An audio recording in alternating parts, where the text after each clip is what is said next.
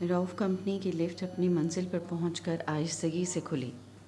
رانیہ نے بھرپور اعتماد سے قدم باہر رکھا۔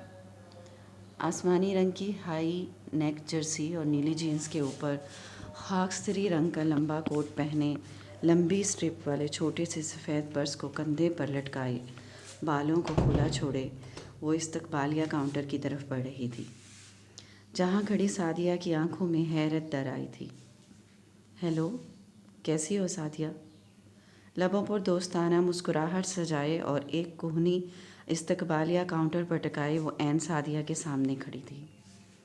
اوہ ہائے، میں ٹھیک ہوں، آپ یہاں؟ میں واپس آ گئی ہوں۔ سعدیہ کی بات پوری ہونے سے پہلے ہی وہ جواب دے کر اسے مزید حیران کر گئی۔ سعدیہ کی حالت دیکھ کر اس کی ہنسی چھوٹ گئی۔ ایسے کیوں دیکھ رہی ہو؟ دامیر ڈیڈنٹ ڈیوورس می، میں گھر واپس آ گئی ہوں، ہنسی پر قابو پا کر ادا سے کہا۔ سعدیہ اب بھی بے یقینی سے دیکھ رہی تھی۔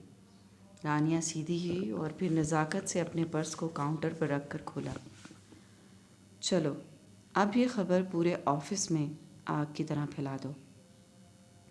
اس نے ایک چیک کاؤنٹر پر رکھا جس پر نگاہ پڑتے ہی سعدیہ کی آنکھوں کی پتلیاں پھیل گئیں۔ یہ رکھو، تمہارے لیے ہے۔ بس آفس کے ہر فرد کو یہ پتہ چل جانا چاہیے کہ دامیر رؤف کی اصل بیوی یعنی رانیہ دامیر اس کی زندگی میں واپس آ گئی ہے۔ وہ ابرو چڑھائے رازدارانہ لہجے میں گویا ہوئی۔ سعدیہ نے پرسوچ اور الجھی نظروں سے اس کی طرف دیکھا اور پھر جھجکتے ہوئے بولی، میم میرے سر پر کیمرہ لگا ہے، ایسا ممکن ہے کہ سر سب کچھ دیکھ رہے ہوں۔ ڈونٹ وری، آپ کا کام ہو جائے گا اور میں آپ کو اپنا اکاؤنٹ نمبر ٹرانسفر کرتی ہوں۔ آخری جملہ اس نے معنی خیز لہجے میں کہا تو رانیہ کی لبوں پر مسکراہٹ گہری ہوئی۔ اس نے چیک اٹھایا اور پھر سے پرس میں رکھ لیا۔ مس سحر آ گئی ہیں کیا؟ وہ پرس کی اسٹرپ کو کندھے پر جماتی مستفسر ہوئی۔ جی میم، وہ اس وقت اسٹوڈیو میں ہوگی، کیونکہ اس وقت لنچ بریک ہے تو آپ ان سے مل سکتی ہیں، سعدیہ نے اب کی بار نہایت پیشہ ورانہ لہجے میں جواب دیا۔ رانیہ نے بھی ہلکی سی مسکراہٹ کے ساتھ سر ہلایا اور اسی پر اعتمادی کے ساتھ مڑ گئی، اور سعدیہ اب ریسیور کان سے لگائے کھڑی تھی۔ دامیر فون کان سے لگائے بیٹھا تھا اور اس کے چہرے کے بدلتے تیور کسی ایسی بات کی غمازی تھے جو اس کی ذات کے لیے اذیت کا سبب تھی۔ اس کے عین سامنے میز کی دوسری طرف بیٹھا اعظم بھی پریشان نظر آ رہا تھا۔ وہ ٹھوڑی پر ہاتھ ٹکائے بغور دامیر کے بدلتے تیور دیکھ رہا تھا۔ کچھ ہی دیر میں رؤف کے ساتھ ساتھ پورے شہر میں یہ خبر پھیل چکی تھی کہ رانیہ دلاور اور دامیر رؤف کی زندگی میں واپس آ گئی ہے۔ کسی کو اس خبر نے چونکا دیا تھا تو کسی کو حالہ کے بارے میں تشویش لاحق ہوئی کہ اب حالہ کا کیا ہوگا، کیونکہ رانیہ بنت دلاور کی نیچر سے ہر کوئی واقف تھا۔ وہ کبھی حالہ کو دامیر کی دوسری بیوی کے روپ میں برداشت کرنے والی نہیں تھی۔ فون کے دوسری طرف موجود لائف سٹائل انٹرپرائز کے مالک دامیر کو مبارکباد دے رہا تھا، اور یہ سلسلہ پچھلے 5 منٹ سے جاری تھا کہ اب دامیر کے ضبط کا ختم ہونا بنتا تھا۔ فون کے ریسیور پر اس کی مضبوط ہوتی گرفت اور ایک دوسرے میں پیوست ہوتے جبڑے اس کے غصے کا انتہائی عکاسی کر رہے تھے۔ ایسی کوئی بات نہیں ہے شہزاد صاحب، میں اسے چھوڑ چکا ہوں، تو اب پھر سے میری لائف میں آنے کا سوال ہی پیدا نہیں ہوتا۔ یہ خبر بے بنیاد ہے۔ اس نے کوئی 5ویں بار ایک ہی جملے کو دہرایا تھا اور اس کے بعد کھٹاک سے ریسیور کریڈل پر پٹخ دیا۔ سامنے بیٹھے اعظم نے بھی ٹھوڑی پر سے ہاتھ اٹھائے اس کی طرف دیکھا، جو اب لب بھینچے کسی غیر مرئی نقطے پر نگاہیں جمائے ہوئے تھا۔ چند منٹ کے اس جمود کو دامیر کی بھاری بھرکم اور غسیلی آواز نے توڑا۔ وکیل سے بات ہوئی؟ ہاں، اعظم نے آہستگی سے سر ہلایا۔ کیا کہہ رہا ہے؟ ڈاکیومنٹس کب تک تیار ہوں گے؟ وہ کہہ رہا ہے کہ اب معاملہ قدرے الجھ گیا ہے۔ رانیہ اپنی مرضی سے گھر آ گئی ہے اور شہیر کو ہمیشہ کے لیے چھوڑنے کا دعویٰ کر رہی ہے، تو اس صورت میں اس پر کریکٹر لیس ہونے کے چارج لگا کر بھی ہم اقسم کے دعوے دار نہیں ہو سکتے۔ تعمیر کے غصے کے پیش نظر اعظم ٹھہر ٹھہر کر ساری صورتحال سے آگاہ کر رہا تھا۔ واٹ اے ربش! مالی حیثیت کے حساب سے اور پچھلے ریکارڈ کے حساب سے میں اس سے بہتر ہوں۔ مجھے ہر حال میں اقسم کی کسٹڈی چاہیے، دامیر نے دانت پیستے ہوئے کہا۔ وہ کہہ رہا تھا رانیہ کے ڈاکیومنٹس کے حساب سے وہ آپ کی ذہنی حالت سٹیبل نہ ہونے کا چارج لگا سکتی ہے۔ اس کیس میں زیادہ مضبوط ہو گئی ہے۔ بکواس ہے یہ سب۔ وہ خود ایک گھمنڈی اور سرپھری لڑکی ہے جسے اپنی ذات کے علاوہ کسی رشتے کی پرواہ نہیں۔ اب بھی میرے بیٹے کو اس شرابی کبابی شہیر کے نام دینا چاہتی ہے۔ دامیر کا چہرہ سرخ ہو گیا تھا۔ وکیل نے ایک بات اور کی ہے۔ کیا؟ دامیر نے چونک کر اس کی طرف دیکھا۔ ایسا ممکن ہے کہ اقسم کے 5 سال کے ہونے کا انتظار کیا جائے اور پھر اقسم عدالت میں آپ کے ساتھ رہنے کی درخواست دائر کر دے اور جج کے سامنے آپ کے ساتھ رہنے کی حامی بھرے۔ اس کے 5 سال کا ہونے میں چند ماہ ہی رہتے ہیں۔ دامیر نے پرسوچ لہجے میں جیسے خود کو ہی تسلی دی۔ تو بس پھر پریشان ہونے کی ضرورت ہی کیا ہے؟ آپ اقسم کو اپنے اور حالہ میم کے قریب کیجیے اور رانیہ کو برداشت کیجیے۔ اعظم کے مشورے پر وہ ایک دم سے ساکن ہوا اور پھر ایک جھٹکے سے اپنی نشست سے اٹھ کھڑا ہوا۔ حالہ کہاں ہے اس وقت؟ اسے کہیں ہم گھر واپس جا رہے ہیں۔ فوراً نیچے لابی میں پہنچے۔ دوپہر کے 3 بجے رؤف ولاس کے اس کشادہ لاؤنج میں اس وقت جیسے بھونچال آیا تھا۔ رانیہ یکایک صوفے پر سے اٹھ کھڑی ہوئی۔ اس کے چہرے پر حیرت کے ساتھ ساتھ غصے کے تاثرات تھے۔ اس نے خونخوار نگاہ پریشان سی بیٹھی حالہ پر ڈالی اور پھر دانت پیستے ہوئے دامیر سے مخاطب ہوئی، جو سامنے صوفے پر نین تارا کے برابر ٹانگ پر ٹانگ جمائے براجمان تھا۔ تم اپنی نئی نویلی دلہن کو لے کر جانا چاہتے ہو تو جاؤ، لیکن میرا بیٹا تم دونوں کے ساتھ ہرگز نہیں جائے گا۔ تم شاید بھول رہی ہو، میں اس کا باپ ہوں۔ میں اپنے بیٹے کو اپنے ساتھ کہیں بھی لے جانے میں تمہاری اجازت کا محتاج نہیں ہوں۔ دامیر نے اطمینان سے جواب دیا اور ہلکا سا پہلو بدلتے ہوئے کوٹ کی سلوٹ درست کی۔ رانیہ اگر چالاک تھی تو وہ بھی کم شاطر نہیں تھا۔ اس نے رؤف ولاس آتے ہی 2 ماہ کے لیے لندن جانے کی خبر دے کر سب کو بھونچکا دیا تھا اور وہ اپنے ساتھ حالہ اور اقسم کو بھی لے کر جانا چاہتا تھا۔ اگر وہ ایسا کرتا تو یہاں کے قانون یہیں رہ جاتے اور وہاں وہ رانیہ کو اقسم کے پاس پھٹکنے بھی نہیں دے سکتا تھا۔ ان 2 سے 3 ماہ میں اقسم 5 سال کا ہونے والا تھا اور اس کے بعد وہ اقسم سے عدالت میں بیان دلوا کر رانیہ کو طلاق دے سکتا تھا۔ جہاں یہ سب سن کر رانیہ کا چہرہ غصے سے لال ہو رہا تھا، وہاں حالہ کا چہرہ زرد پڑ رہا تھا۔ اسے اپنا ہر منصوبہ ناکام ہوتا ہوا دکھائی دے رہا تھا۔ وہ جتنا جلد اذلان کو اپنے پاس لانا چاہتی تھی، وقت اور حالات کی ستم ظریفی بڑھتی جا رہی تھی۔ وہ لب کچلتے ہوئے، ہاتھوں کی انگلیوں کو مسلتے ہوئے رانیہ اور دامیر کی گرما گرم بحث سن رہی تھی۔ نہیں، تم ایسا ہرگز نہیں کر سکتے۔ میرا بیٹا میرے ساتھ میرے پاس رہے گا۔ لیکن کیسے؟ میں نے تمہیں طلاق نہیں دی ہے۔ تم اپنی مرضی سے گھر سے گئی تھی، اپنی مرضی سے واپس آئی ہو۔ اس دوران میں نے دوسری شادی کر لی جس کا قانون اور مذہب مجھے حق دیتا ہے، اور اب میں اپنی دوسری بیوی کے ساتھ اپنے بیٹے کو لے کر ایک لانگ ویکیشن کے لیے باہر جانا چاہتا ہوں۔ رانیہ گہرے سانس لینے لگی تھی۔ اس وقت وہ خود کو بے بس اور لاچار محسوس کر رہی تھی۔ نین تارا جو کل سے بے چین تھیں، اب لبوں پر تسلی آمیز مسکراہٹ سجائے بیٹھی تھیں۔ تم کیا سمجھتے ہو میں لندن نہیں آ سکتی؟ رانیہ نے لب بھینچے دھمکایا۔ آ سکتی ہو، لیکن میں کہاں رہتا ہوں یہ جاننا مشکل ہے، اور اگر جان بھی گئی تو میرے گھر میں یوں دھڑلے سے نہیں رہ سکتی اور نہ ہی میرے بیٹے سے مل سکتی ہو۔ دامیر کے لہجے میں بھی سختی در آئی۔ وہ ہر لفظ چبا چبا کر ادا کر رہا تھا۔ تم ظلم کر رہے ہو دامیر، تم اور تمہاری ماں ظالم ہو، میرے بچے کو مجھ سے چھین رہے ہو۔ میں واپس آ گئی ہوں، معافی بھی مانگ لی ہے، لیکن اس کے باوجود ایسا کیوں کر رہے ہو آپ لوگ؟ کیونکہ ہم تم پر اعتبار کھو چکے ہیں۔ نین تارا نے پہلی دفعہ بحث میں حصہ لیا۔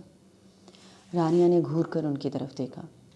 جو عورت ایک دفعہ گناہ کر کے اتنا بڑا قدم اٹھا سکتی ہے، وہ پھر سے دھوکہ نہیں دے گی؟ اس کی کیا گارنٹی ہے؟ یہ بات آپ کر رہی ہیں؟ رانیہ کا لہجہ استحاضیہ تھا، وہ نخوت سے ناک چڑھائے بول رہی تھی۔ آپ جب 2.5 سال کے بعد ایک بچے کے ساتھ گھر واپس آئی تھیں تو آپ سے تو کسی نے گارنٹی نہیں مانگی تھی۔ نین تارا کے ساتھ ساتھ دامیر نے بھی خونخوار نگاہوں سے اسے گھورا، لیکن وہ تو جیسے ہوش و حواس کھو چکی تھی۔ آپ کو تو اپنا لیا گیا تھا، شاندار طریقے سے دھوم دھام سے شادی کی گئی تھی، عزت و احترام ملا تھا۔ اسٹاپ اٹ رانیہ، دامیر غرایا تھا، لیکن وہاں کوئی اثر نہیں تھا۔ تو پھر مجھ سے گارنٹی کیوں مانگی جا رہی ہے؟ میں نے تو آپ کی طرح کوئی گناہ بھی نہیں کیا تھا۔ میری ماں نے کوئی گناہ نہیں کیا تھا، دامیر پوری قوت سے چلایا اور پھر ایک جھٹکے سے اٹھ کھڑا ہوا۔ حالہ آنکھیں پھاڑے سب سمجھنے کی کوشش کر رہی تھی، اور نین تارا دھواں دھواں چہرہ لیے بیٹھی تھی۔ موم تمہاری جیسی ماں نہیں تھی۔ انہوں نے کبھی ایک مرد کے رشتے میں رہتے ہوئے دوسرے مرد سے ناجائز تعلقات نہیں بنائے تھے۔ انہوں نے جو بھی کیا تھا اس کا کمپیریزن تمہارے کیے سے کسی صورت میں نہیں ہو سکتا۔ آئندہ میری ماں کے بارے میں کوئی بھی لفظ بولا تو تمہاری زبان کھینچ لوں گا۔ نین تارا نے نم آنکھوں سے اپنے بیٹے کی طرف دیکھا۔ وہ رانیہ کے سر پر کھڑا غرا رہا تھا، وہ ان کے حق میں بول رہا تھا۔ نین تارا کے چہرے کا تناؤ کم ہوا جبکہ حالہ دامیر کے اشتعال کو دیکھ کر کام گئی۔ وہ اب رانیہ کو انگلی دکھا کر آنکھوں ہی آنکھوں میں خبردار کر رہا تھا۔ اب کی بار رانیہ واقعی چپ ہو گئی تھی، لیکن اس کی حالت حالہ جیسی نہیں تھی۔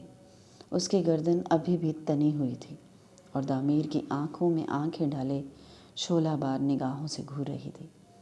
دامیر ایک دم سے مڑا اور اس سے مخاطب ہوا، جو بدحواس سی پوری آنکھیں کھولے بیٹھی تھی۔ حالہ، اپنی پیکنگ آج سے ہی شروع کر لو۔ کمپنی کے چھوٹے موٹے کام ہیں جو میں 1 ہفتے میں مکمل کر لوں گا، اور اقسم کے پاسپورٹ کا تھوڑا بہت کام ہے۔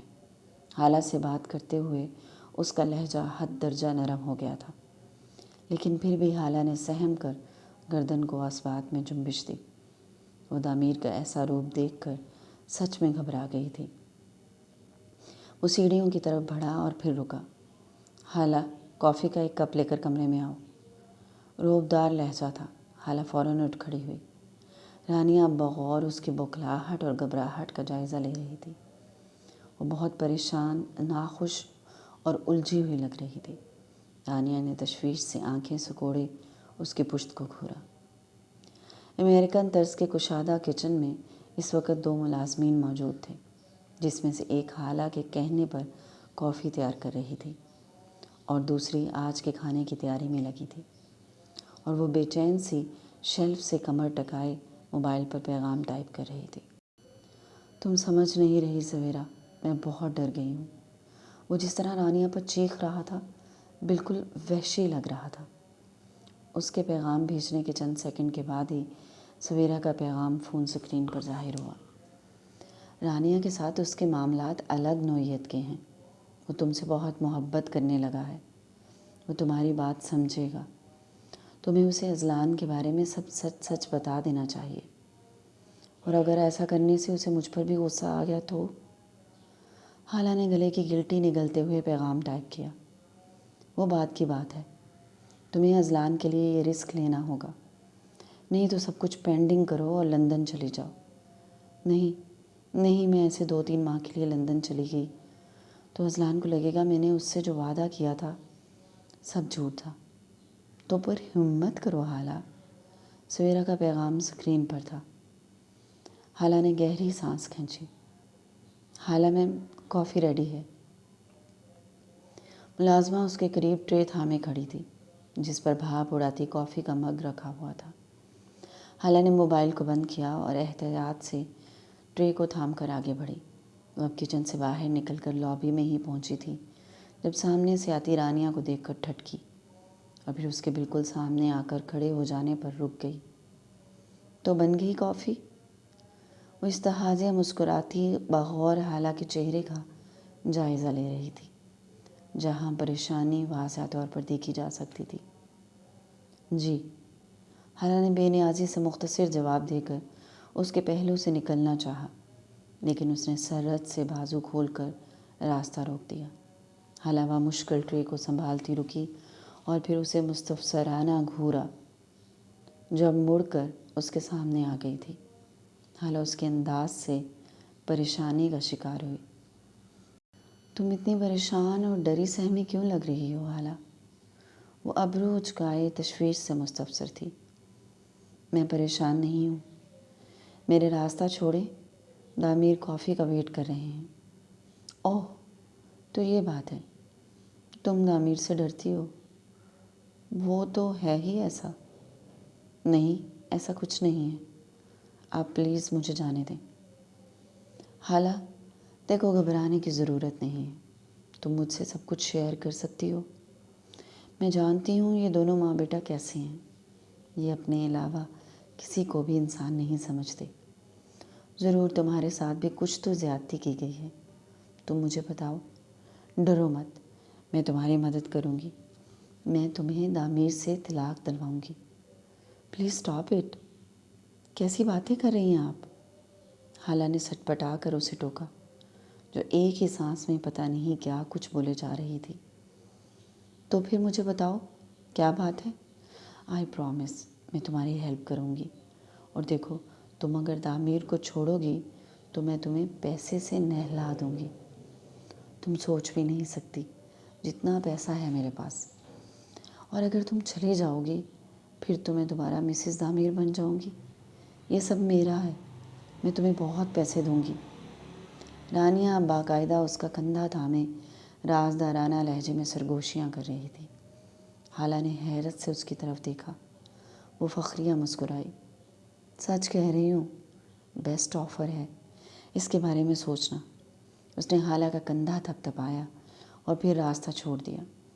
حالہ چند سیکنڈ کے لیے ساکت و صامت کھڑی رہی اور پھر یوں ہی حیران سی آگے بڑھی۔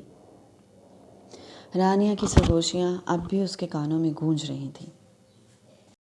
وہ کافی تھامے دروازے کے سامنے ایک پل کے لیے رکی، گہری سانس کھینچ کر ہمت مجتمع کی اور ہلکی سی دستک کے بعد دروازہ کھول دیا۔ دامیر بیڈ گراؤنڈ سے ٹیک لگائے نیم دراز تھا۔ وہ اوپری کوٹ اتار چکا تھا، شرٹ کی آستین کوہنیوں تک مڑی ہوئی تھی اور بالوں کی حالت یہ بتا رہی تھی کہ ان میں ایک دو دفعہ ہاتھ پھیرا جا چکا ہے۔ سامنے LED پر آواز کے بنا کوئی ڈاکیومنٹری فلم چل رہی تھی، لیکن دامیر کو دیکھ کر ایسا نہیں لگ رہا تھا وہ پوری توجہ سے فلم دیکھ رہا ہے۔ وہ تو بس سامنے نگاہیں جمائے کسی اور ہی سوچوں میں غلطاں تھا۔ حالہ نے ٹرے کو اس کے قریب بیڈ کے اطرافی میز پر رکھا تو وہ چونکا اور پھر حالہ کو دیکھ کر مسکرایا۔ تم نے اپنے لیے کافی نہیں بنائی؟ نہیں، حالہ نے آہستہ آواز میں مختصر جواب دیا اور اپنے تاثرات پر قابو پاتے ہوئے پلٹی۔ حالہ، ادھر آؤ۔ دامیر کی آواز نے قدم روک دیے۔ حالہ نے آنکھیں اور لب ایک ساتھ بھینچ لیے۔ وہ کب تک اس سے اپنے اصل جذبات چھپاتی رہے گی؟ وہ چہرے کے تاثرات پر قابو پا کر اس کی جانب مڑی، جو محبت سے اسے دیکھ رہا تھا۔ بیٹھو۔ دامیر نے اپنی ٹانگیں سمیٹتے ہوئے اپنے سامنے بیٹھنے کا اشارہ کیا۔ حالہ کسی ٹرانس کی سی کیفیت میں اس کے سامنے جا بیٹھی۔ ذہن میں رانیہ کی سرگوشیاں خلل ڈال رہی تھیں۔ دامیر نے کافی کا کپ اٹھایا اور اس کی طرف دیکھا جو الجھی سی لگ رہی تھی۔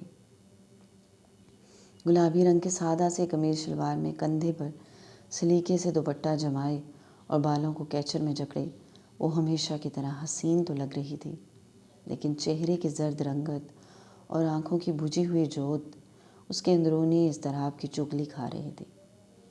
وہ سمجھ سکتا تھا حالات بہت عجیب تھے اور ایسے میں وہ کیا کچھ سوچ رہی ہوگی، اور آج جیسے میں نے رانیہ پر غصہ کیا۔ دامیر نے گہری سانس اندر کھینچی اور گہری نظریں اس کے خوبصورت چہرے پر جما دیں۔ وہ چہرہ جب اسے دنیا کا حسین تر چہرہ لگتا تھا۔ حالانکہ میں جانتا ہوں تم اس سب سے بہت ڈسٹرب ہو، اس لیے میں چاہتا ہوں میں تمہیں یہاں سے لے کر دور چلا جاؤں۔ وہ نہایت ملائم لہجے میں بول رہا تھا اور حالہ اس کے سامنے بیٹھی کچھ اور ہی سوچ رہی تھی۔ اسے سامنے بیٹھے شخص کی اس نئی نئی محبت سے کوئی لینا دینا نہیں تھا۔ وہ ایک الجھی ہوئی شخصیت کا مالک تھا اور وہ اس رشتے کے لیے کل بھی مجبور کی گئی تھی اور آج بھی مجبور تھی۔ اب تو ایسا بھی لگنے لگا تھا کہ کہیں نہ کہیں رانیہ کے ساتھ بھی غلط ہو رہا ہے۔ جیسے اسے اذلان سے دور کر دیا گیا، بالکل ویسے ہی وہ بھی اقسم کے لیے تڑپ رہی تھی۔ دامیر نے اس کے گود میں دھرے ہاتھ کو اپنے ہاتھ میں لیا تو وہ چونکی۔ تمہیں پریشان ہونے کی ضرورت نہیں ہے، میں سب سنبھال لوں گا، بس کچھ منتھ کا ویٹ کرنا ہوگا۔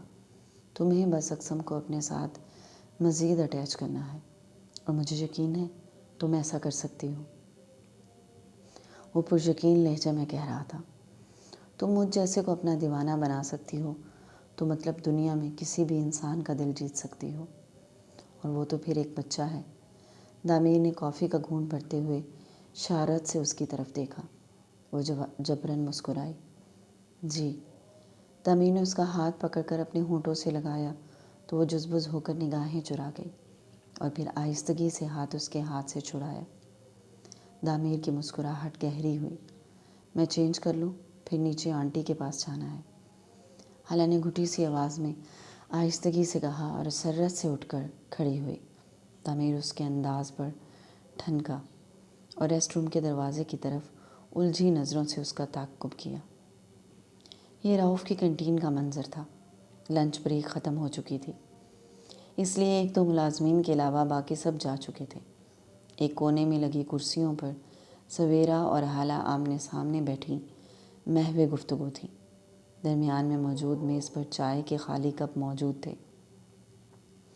سویرا حالہ کو تعصب بھری نگاہوں سے دیکھ رہی تھی، جو ابھی ابھی اپنی بات کہنے کے بعد خالی کپ کو گھور رہی تھی۔ مہندی رنگ کے گرم قمیص شلوار میں ملبوس وہ پریشان حال سی لگ رہی تھی، اور سویرا ہمیشہ کی طرح مغربی طرز کے لباس اور سویٹ شرٹ اور جینز میں ملبوس تھی۔ وہ سویرا کو رانیہ کی پیشکش کے بارے میں بتا رہی تھی، اور یہ بھی اس کی یہ پیشکش اسے دامیر کا ساتھ دینے سے زیادہ آسان لگ رہی تھی۔ رانیہ کے دیے ہوئے پیسوں سے وہ اپنا گھر خرید کر کہیں اچھی ملازمت کر سکتی تھی اور اذلان کو اپنے ساتھ رکھ سکتی تھی۔ حالہ تم رانیہ پر یقین کر رہی ہو؟ سویرا کے لہجے میں افسوس تھا۔ تو کیا دامیر پر کروں؟ تمہیں میری شادی کی شام وہ لڑکی یاد ہے جس نے مجھے دامیر کے بارے میں بتایا تھا؟ سویرا نے تعصب سے سر کو دائیں بائیں جنبش دی۔ آئی کانٹ بلیو دس حالہ، تو تم اب رانیہ کے لیے دامیر کو چھوڑ دو گی؟ سویرا نے غصے سے گھورتے ہوئے آواز کو قدرے دھیما رکھا۔ حالہ چند سیکنڈ کے لیے ساکن ہوئی اور پھر گہری سانس خارج کی۔ تو اس میں ایسا غلط بھی کیا ہے؟ دراصل تو میں ان دونوں کے درمیان آئی ہوں۔ ان کے درمیان جھگڑا ہوا، رانیہ ناراض ہو کر گھر چھوڑ کر گئی اور نینتارا آنٹی نے اس کی ضد میں آ کر دامیر کی دوسری شادی کروا دی۔ یہ سب رانیہ نے بھرا ہے تمہارے دماغ میں۔ سویرا نے دانت پیستے ہوئے بات کاٹی۔ حالہ نے نگاہیں چرائیں۔ آج صبح اقسم کو اسکول چھوڑنے کے بہانے وہ حالہ کو باہر ملی تھی، جہاں وہ کافی حد تک حالہ کی برین واشنگ کرنے میں کامیاب رہی تھی۔ ایک بات بتاؤ، دامیر کا کیا، جس نے تم سے اپنے ساتھ دینے کا وعدہ لیا ہے؟ سویرا تیکھے لہجے میں مستفسر ہوئی تو وہ لب کاٹتے ہوئے رک گئی۔ اس نے مجھ سے کوئی وعدہ نہیں لیا تھا۔